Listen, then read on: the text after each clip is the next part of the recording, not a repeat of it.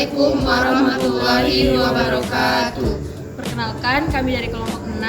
Kami di sini akan membahas tentang Perda Kota Pangkal Pinang nomor 1 tahun 2012. Kami beranggotakan 4 orang yang terdiri dari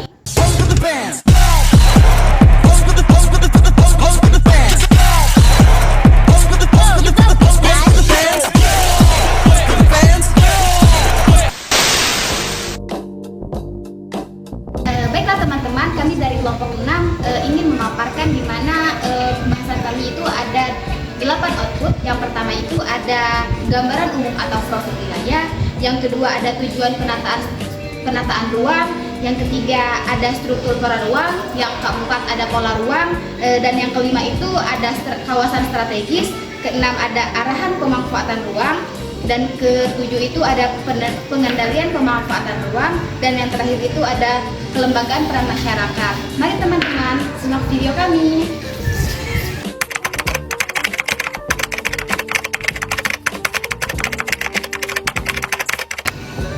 Nah, jadi mengapa hal ini itu penting untuk kita bahas? Karena tata ruang itu adalah cetak biru pembangunan kota. Jadi, tanpa perencanaan yang baik, kota itu bisa tumbuh tidak terarah, kumuh, dan juga tidak nyaman untuk kita tinggali.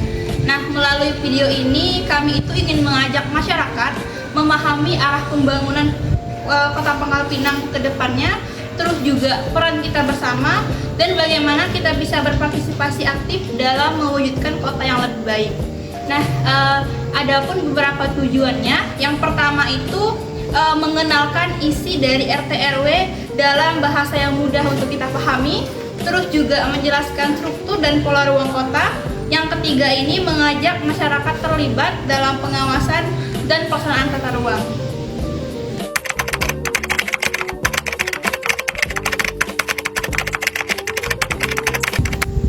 Kota Pangkal Pinang bukan hanya ibu kota provinsi, tapi juga jantung ekonomi dan budaya Bangka Belitung. Luas wilayahnya mencapai 11.840 hektar daratan, ditambah perairan hingga 4 mil laut. Adapun batas wilayahnya, bagian utara Kecamatan Merawang, Kabupaten Bangka, bagian timur Selat Karimata, bagian selatan Kecamatan Pangkalan Baru, Bangka Tengah, dan bagian barat Kecamatan Mendo Barat, Kabupaten Bangka.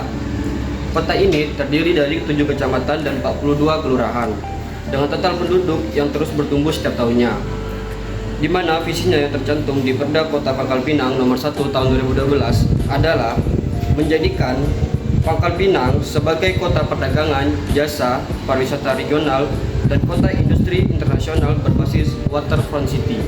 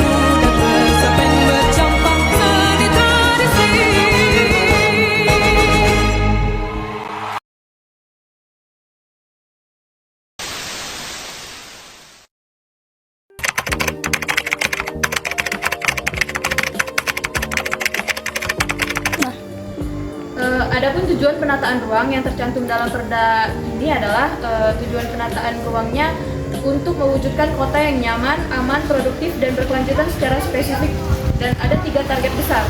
Yang pertama, yaitu menjadikan Pangkal Pinang sebagai pusat perdagangan dan jasa skala regional dengan daya saing yang tinggi. Yang kedua, mengembangkan kawasan industri berskala internasional yang ramah lingkungan, terutama di kawasan industri Ketapang. Yang ketiga, menerapkan konsep waterfront city, di mana kawasan perairan dan daratan terintegrasi dengan baik untuk aktivitas ekonomi, pariwisata, dan hunian.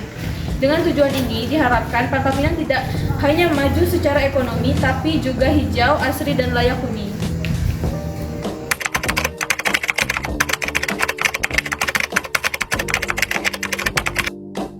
Baiklah, di sini saya akan menjelaskan struktur ruang, di mana struktur ruang ini adalah kerangka dasar kota di Pangkal Pinang. Struktur ruang ini dibagi menjadi 3 sistem utama.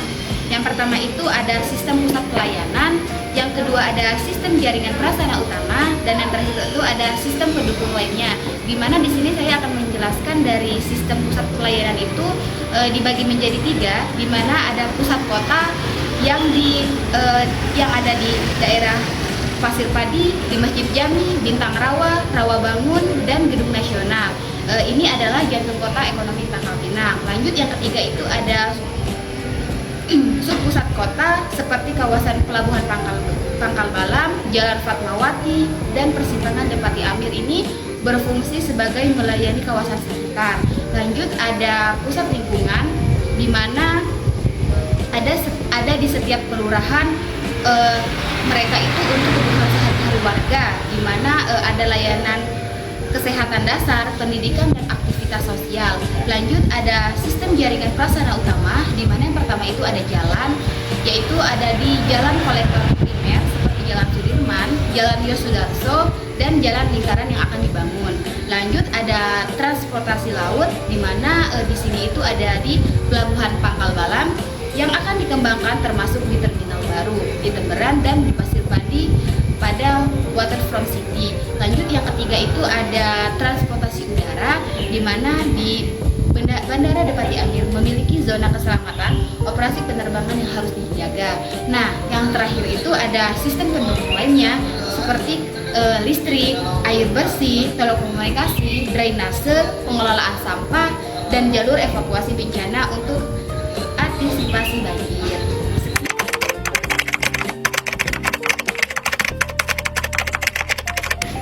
Nah, kali ini kita akan membahas pola ruang, di mana pola ruang ini berfungsi untuk menentukan di mana suatu kawasan boleh digunakan atau tidak.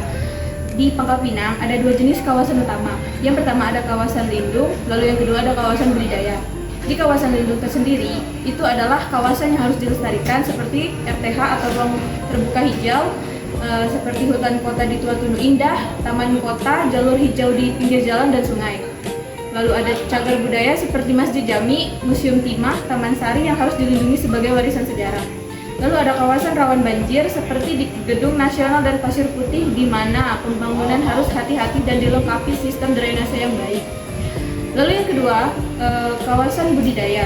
Di kawasan budidaya ini adalah kawasan yang boleh dikembangkan. Seperti yang pertama ada perumahan, dibagi menjadi kepadatan tinggi, sedang, dan rendah.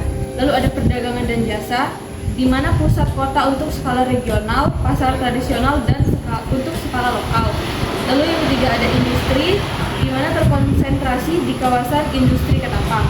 Lalu ada pariwisata seperti di Pantai Pasir Padi, Tanjung Bunga, dan wisata kolong bekas tambang. Lalu ada pendidikan dan kesehatan, kampus di Gapek, rumah sakit di Girimaya. Lalu ada reklamasi Pasir Padi. Ini akan menjadi kawasan baru terpadu dengan konsep Waterfront City.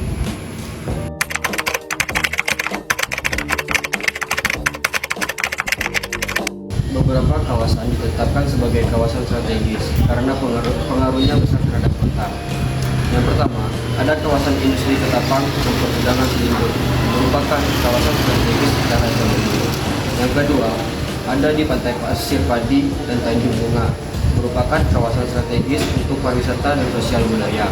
Yang ketiga, ada hutan kota dan program retensi Kacang Kendang, merupakan kawasan strategis untuk lingkungan dan pengendalian banjir. Kawasan strategis ini akan mendapat prioritas dalam pembangunan dan pengawasan.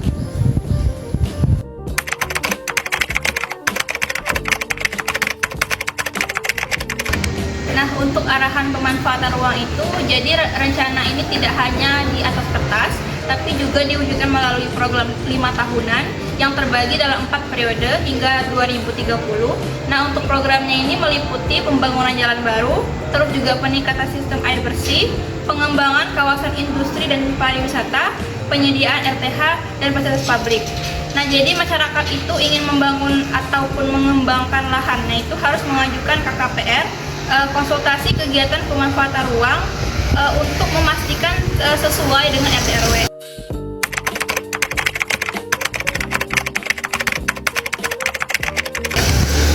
Untuk selanjutnya ini ada pengendalian pemanfaatan ruang.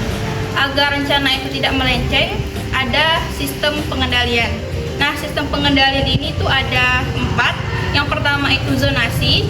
Jadi setiap kawasan itu aturan KDB atau koefisien dasar bangunan dan juga KLB, koefisien lantai bangunan itu berbeda. Misalnya nih di pusat kota itu boleh bangun hingga 15 lantai, di perumahan maksimal 3 lantai. Terus yang kedua ini ada perizinan.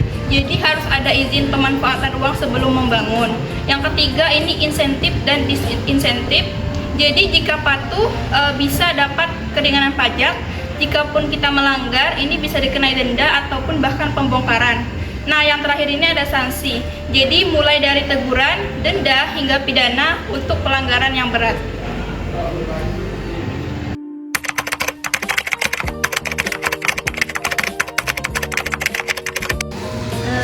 Baiklah, di sini saya akan menjelaskan tentang kelembagaan dan peran masyarakat, di mana itu ada penataan ruang bukan hanya sekedar tugas pemerintah, tetapi tanggung jawab kita bersama. Nah, pemerintah itu seperti Bapeda dan BKPRD yang berkoordinasi. Nah, masyarakat juga bisa berperan dengan cara yang pertama itu ada memberi masukan saat penyusunan rencana, yang kedua melaporkan jika ada pembangunan tidak sesuai, yang ketiga ikut serta dalam sosialisasi dan pengawasan, dan yang keempat itu ada memanfaatkan sistem informasi tata ruang online seperti web Gistaru atau Simtaru untuk mengecek peruntukan lainnya. Saya di sini akan memberikan contoh, salah satu contoh di mana itu jika ada tetangga membangun gudang di kawasan perumahan padat, itu bisa dilaporkan ke Dinas Tata Ruang.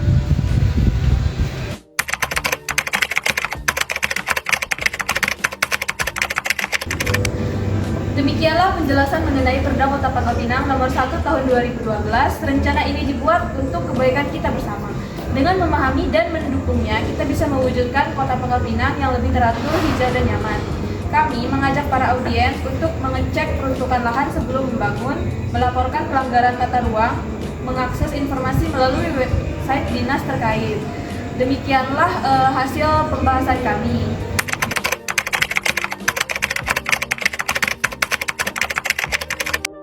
Mari bersama menjaga Kota Pangkal Pinang kita. Kami akhiri. Wassalamualaikum warahmatullahi wabarakatuh.